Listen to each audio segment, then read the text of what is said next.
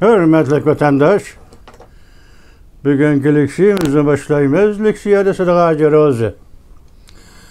Bugünkü islağı 2024 yıl 5. ayının 10. günü. Ramazan ayları mübarek bolsun vatandaşlarım. Allah sizlerinin bəxtinlərini versin, Uyğurğa teşlik, amallık, asayiş turmuş ata kılsa vatandaşlarım. Bugünkü leksiyemizde mındaq məzmunlar. Wang Yi oyununu kamlaştırılmadı. Mesela Cungo Taşkı İşler Ministerliğinin Ministeri Wang Yi oyununu kamlaştırılmadı mavzulu haber 3. ayının 10. günü Fenbitor Beti ilan kılındı. Haber mındaq başlandı. Mesela Cungo'nun diplomatiya tarihinde aşı karakter, mesela Cungo Kom Partiyasının karakteri Cunhua milleti dep özünü atıp algan Cungoluk'un karakteri bilen okşaş.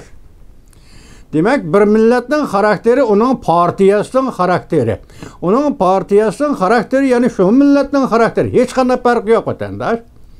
Çünkü muhit şu, medeniyet muhit şu, siyasi sorun şu, iktisadi alayidlik eğer var değilse iktisadi alayidlik şu, cemiyet ve teşkillengen cemiyetin alayidliği şu, hemisi partiyanın karakteri kandak bolsa, milletin karakteri şu. Çünkü evvel milletin karakteri kandak bolsa, siyasi partinin karakterini şundak belgileydiğin gep vatandaş. Mesela Angliyanın en dağdar paylasofu belki felsefe tarihinin en ahırkı avantgardı desin buludu. Şu zamanlığa taallukatın Russell şundak degen idi. O kişi 20. asırın qaysı yıllarda Beijing'e berip leksiya sözlegen iken şu sözlegen leksiyası da şundak degen idi. Ben Cungo'da yaşadım. Cungo'nu hakaret kılgın ve yakin tenkit kılgım yok. Бірақ Cungoluklarının karakterine baha versem birinciden o açık göz değil. Cungoluklarının karakteri en de seviyede açık göz değil. Ondan keyin bu milletin karakteri hisdaşlığı yok millettir. Yaki özüden başka adamga, özüden başka turmuşqa, yaki iş ağrıtışqa, adamgarchilik qilishqa, gumonizmlik qilishqa bo'ladigan barlık sahalarda insandan insana keladigan birinci hem dostluk yoki hamkorlik, hisdoshlik qilish. Chunki insonning beshig'i har xil qismat, turmushning har xil sarguzashtlari kelib turadigan maxluqotdir. Şunu shundoq vaqtda sening o'rning ustunroq bo'lsa, tuvan o'rinda turayotgan insonga hisdoshlik qilish. Chunki bu milletin karakterinde hiç taşlı kılış yok dedi. Yani iç ağrıtış yok dedi. Şimdi bunun manisi rahmetsizlik bilen hayatı baş götürdüğün ya hayatı yaşaydığın bir millettir. Biri açgözlük, biri rahmetsizlik. Şu noktada eysiniz Cungo'nun diplomatiye nimedir, diplomatiyas nime desiniz, açgözlük ve hisdaşlık kılışını bilmeydiğin muşu millet karakterine nispeten aytqanda bir yasalma karakter yani üstüden keledi. Onun daimiliğine qaraganda bu belki ula şu aşı millet yoki Cungo degan bu devletin an'anasiga bog'liq bo'lishi kerak. O nima desa ko'ranglik. G'alaba qilsimi ko'ranglik, mag'lub bo'lsa texmi ko'ranglik. Chunki mag'lubiyatni ko'ranglik bilan yo'shirish. Bu Xitoy milletinin an'anasi degandin ko'ra navbatdagi an'anasi mi deyish kerak, navbatdagi xarakterining tubki alayidligidir. Shuni qaraymizki, Cungo diplomatiyasi nima desangiz, mag'lub bo'lsa men g'alaba qildim deb turdi vatandosh. G'alaba qilgan vaqtda o'zini qo'ydigan yer topolmaydi vatandosh. Balki uning g'alaba va mag'lubiyat ikkisi davomli olmuş durdu hayatta.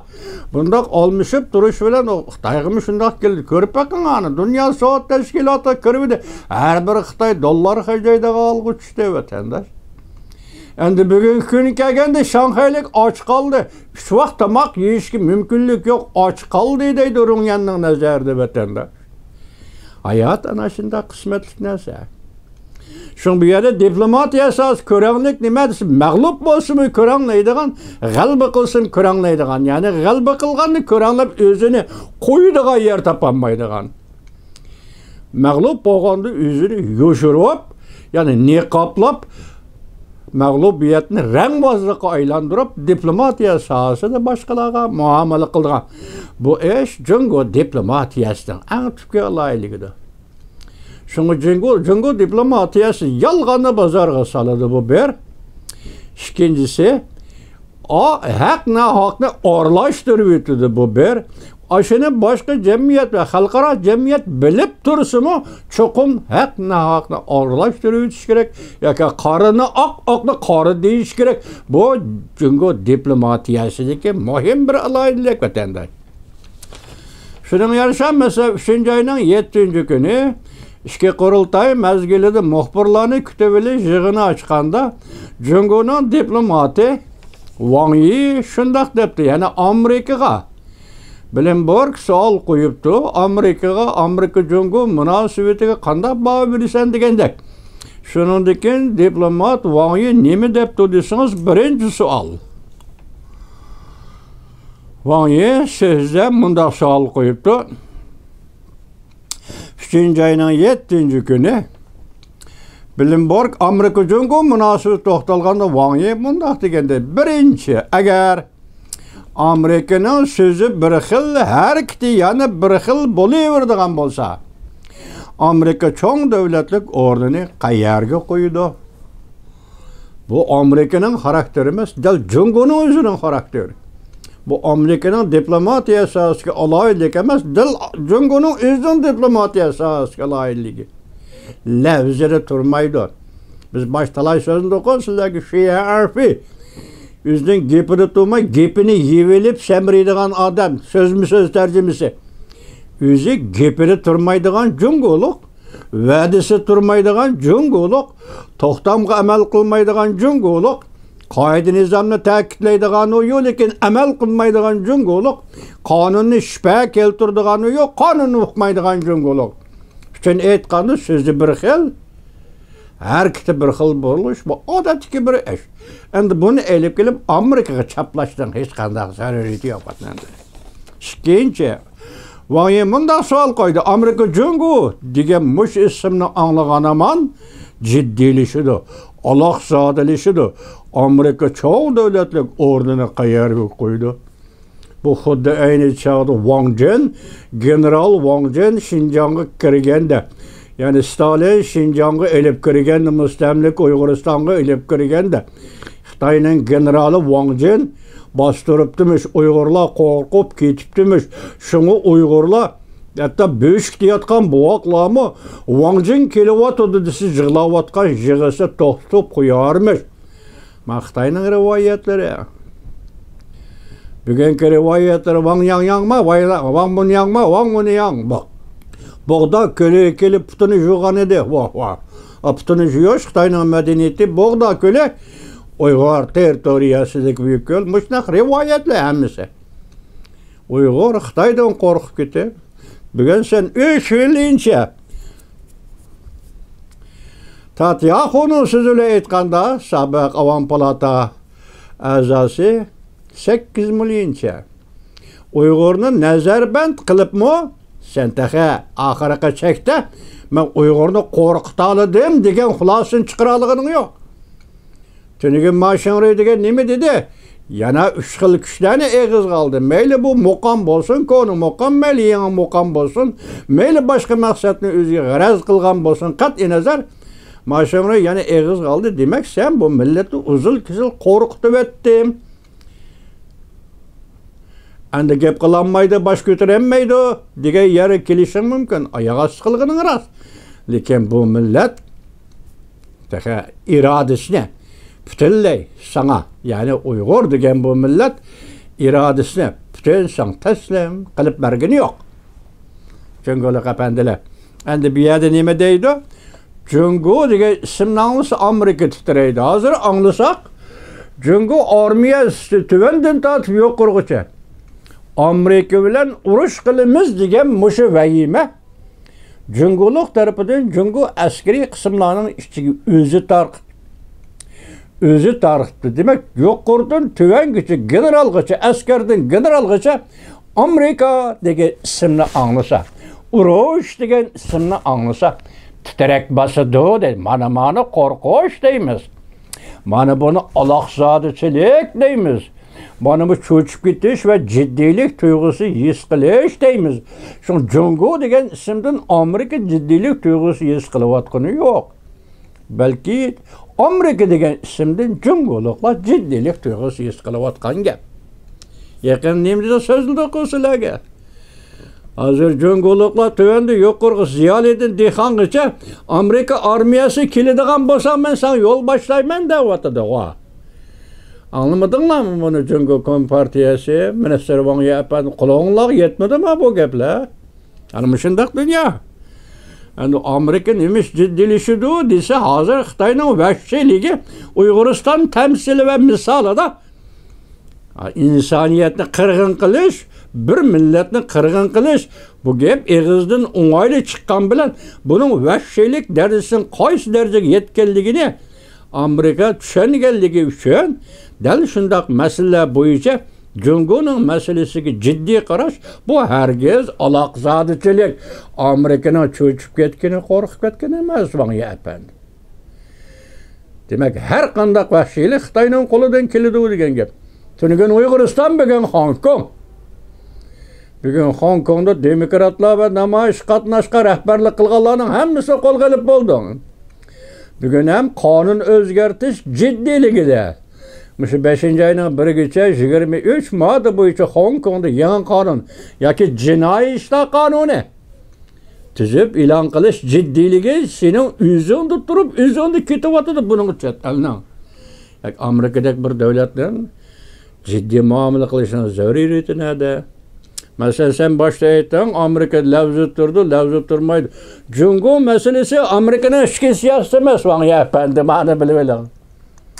Cüngo meselesi Amerika'nın tashqi siyosati. Amerika'nın tashqi siyosati Amerikacha tuziladi, ya'ni xalqaro qonunlarni asos qiladi. Herkes bu qonunlar doirasidan chiqib ketmaydi Amerika'nın tashqi siyosati. Xalqaro qonunlar asos. Xalqaro qonun nima deyilgan bo'lsa, shuni tatbiq qil demasa kishilik huquq masalasi bo'yicha.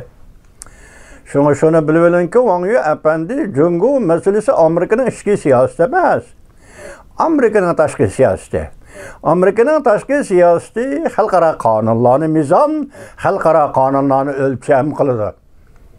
Mana buni biz Amerika'nın tashqi siyosati deymiz. Masalan, alayli 90-yil, 97-yil, 98-yil 2 yil ichida siz jamiyat, iqtisod va madaniyat, huquq, xalqaro ahdnomasi, siyosat, ijtimoiy jamiyat va siyasi hukuk, xalqaro siyosat va xalqaro siyasi hukuk, xalqaro ahdnomasi. 2 parcha qonunga imzo qo'ydingiz. Hozirgacha mana va'dasi turdi, gapi turmaydi, va'dasi turmaydi. Gapi bir xil bo'ladi, so'zi bir xil bo'ladi deyapsiz. Amerikaliklar xo'sh, Amerikalar shundaqmi? Masalan, bu qonunga Amerika besim ishiltib siz imzo qo'ydingiz. Hozir imzo qo'ygan odam buni ijro qilishingiz kerak.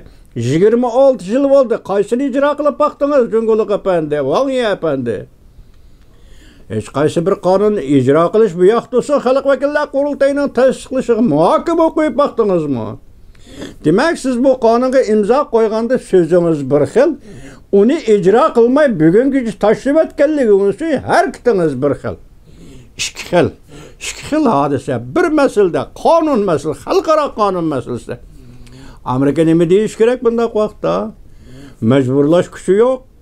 Har qanday davlatning bu qonunlarga imzo qo'ygan ikkinchi bir davlatning mecburlash huquqi yo'q. Shun Amerika hech nima deganmaydi, lekin so'zlab turdi, ta'kidlab turdi, qonunni ijro qil deb turdi. Siz ham shundaq. Bunda qandaqsiga Amerika bir gapi tursa, yani gapi turmaydigan, lafzi turmaydigan davlat o'zining xalqaro o'rnini o'ylab beqish kerak. Wang Yapan shundaqmi degili bo'lamdi Wang Yapan? Endi 3-savol. Wang Yi shunday savol qo'ydi. Amerika o'zi gullanib taraqqiy qilsa bo'ldi. boshqa davlatlarning taraqqiy qilishiga yo'l qo'ymaydi. Xalqaro qoida nizomlarni qayerga qo'ydi? Taraqqiyot o'zingizning shu Amerika bilan nima aloqasi bor masalayli?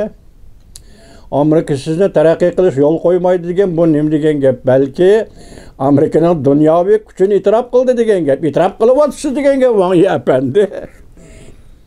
Amerika hozir yo'l qo'ymayotgan qaysi hozirgi zamon texnikasi qayerga ishiltsan?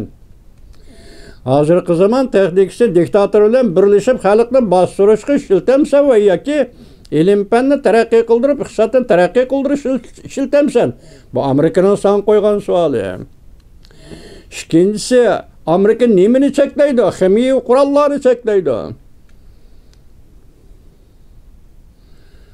Bakteriya, ya'ni yasab chiqish, yuqumli virus yasab chiqish bilan o'zining fuqarolarini o'ltirishni cheklaydi. Ham bunday doğru zamanning butun dunyoga tarqalishini cheklaydi. Mana bular sening nazaringda taraqqiyot, chunki fan texnika shunda taraqqiy qildi deb da'vo qila olasan. Amerikaning nazarida bu insoniyatga zo'ravonlik qilish. Yaqinda oxiri COVID-19 degan o'zingning ijro qilganligi, o'zing yasab chiqqanliging, o'zing yo'lga qo'yganliging, o'zingning fuqarolarini o'zing o'ltirganliging to'g'risida bir xatlar keldi-ku. Pakistonda so'zlab chiqdi qata tunigillardan. Çünkü bu kendi üziyasıga virus bilen özünün fuqarolarini öldürür degan gap chiqdi-ku.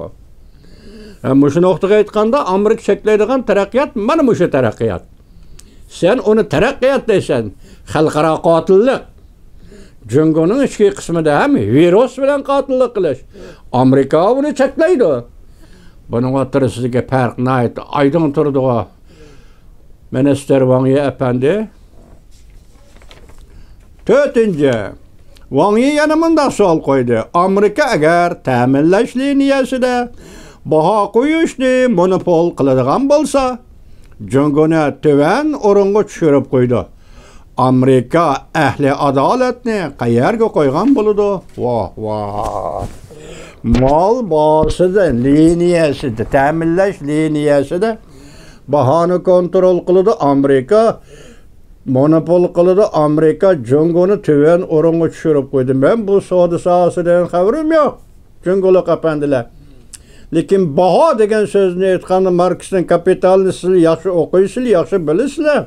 Marksning Kapitalida baho, malga qo'yiladigan baho, u ishlab chiqarilgan vaqtning sijilligi bilan o'lchanadi deydi. Masalan, mavsi yasab chiqish uchun 1 soat vaqt ketamdi yoki 4 soat vaqt ketamdi.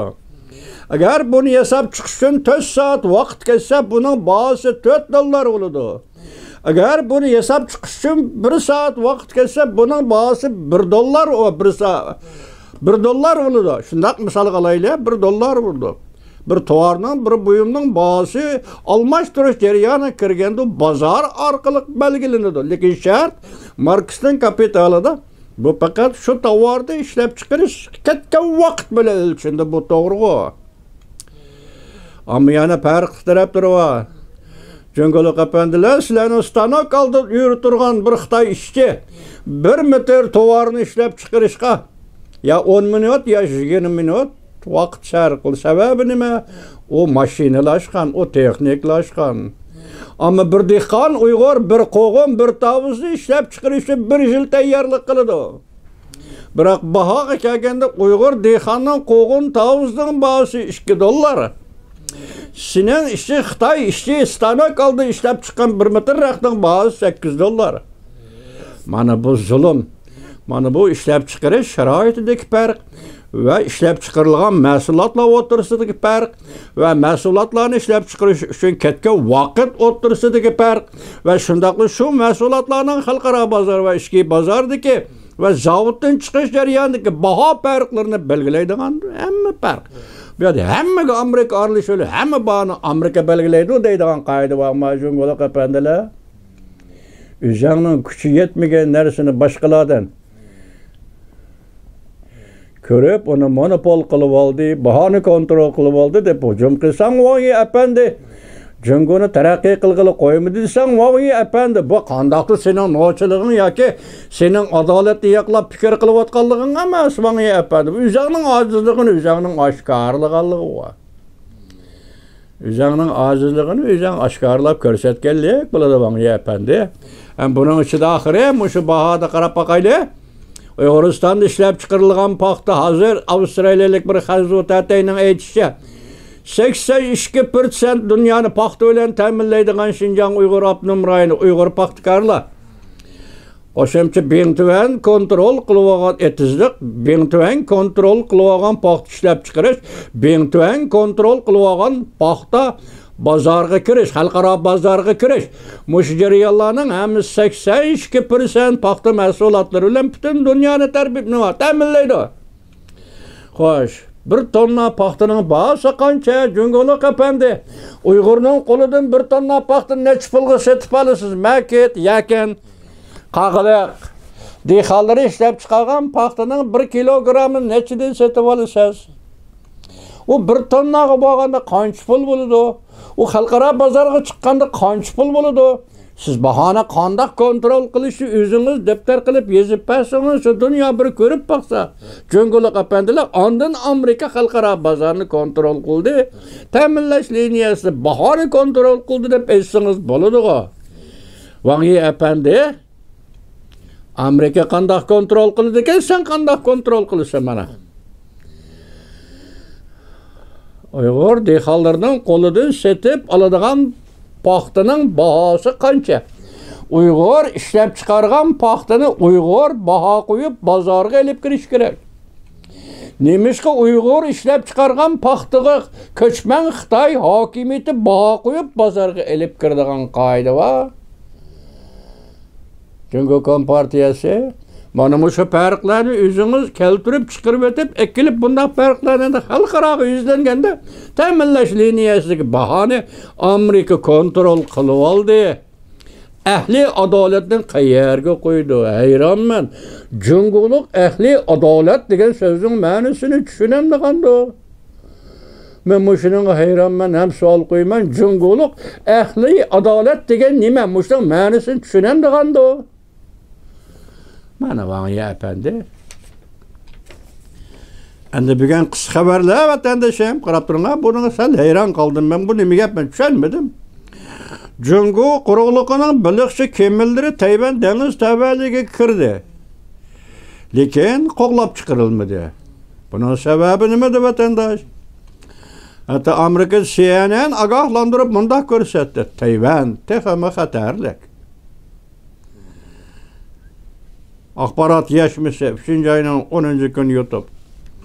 Yana bir xabar, quruqliq chiqish, qo'rishovga elish yoki yadro qurollari urishi. Tahlil. Jungo Kompartiya armiyasi Tayvanga 3 xil mumkinlik bilan hujum qilishi mumkin. CNN yengish va yengilish bo'lmaydi degan emish. Ham CNN xabarini anglishni men ko'ramadim, Xitoycha xabarda oldim shunga. CNN yengish va yengilish bo'lmaydi degan emish dedi. TVBS Tayvan televiziyasi Cheminshi xonimning 3-oyning 10-kuni YouTube. Endi ma'nin qarang, endi buning men 1 hafta bo'ldi, 2 hafta bo'ldi de, alazal o'zim bayram qilib qilyaptim, chunki to'g'ri bettirdi mayli yozma shaklda, mayli video, film shaklida jiddiyroq bir xabar hozirgacha yetib kelmayapti. Shu vatandosh dunyo degan murakkab ahvol, jiddiy xabarim bo'ladi.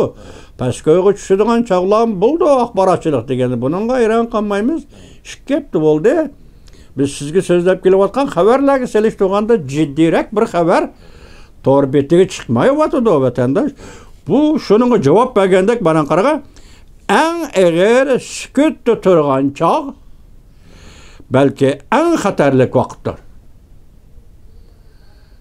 Demak bu dunyo vaziyati qortib aytilgan gapga pul qaraydigan yillar 3-oyning 10-kuni 23 minut ilgari men sizlarga mush leksiyani boshlashdan 23 minut ilgari nima deydi? Eng og'ir sukutda turgan chog' balki eng og'ir xatarlik vaqtdir. Dunyo uchun eng og'ir xatarlik vaqtdir. Bugünkü şeylerimiz şöyle vatandaş ahırlaştı.